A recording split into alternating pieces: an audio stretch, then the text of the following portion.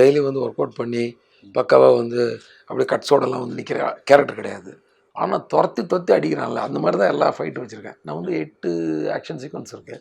அந்த 8ம் வந்து என்னென்னா, நான் மெயினாக டிஸ்கஷன்லேயே டிசைட் பண்ணுறது இது ஒரு வெறும் ஃபைட்டாக இருந்துடக்கூடாது. இதில் வந்து ஒரு சேஸ் இருக்கணும்.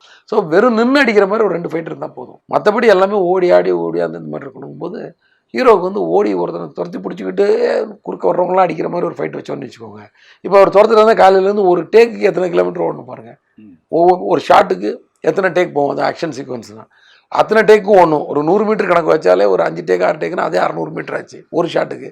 20 ஷாட் 25 ஷாட் நினச்சி பாருங்கள். ஒரு நாளைக்கு 10 கிலோமீட்டர் மினிமம் ஓடி ஆகணும். ஸோ அதனால தான் நான் அதை சொன்ன விட்டேன்.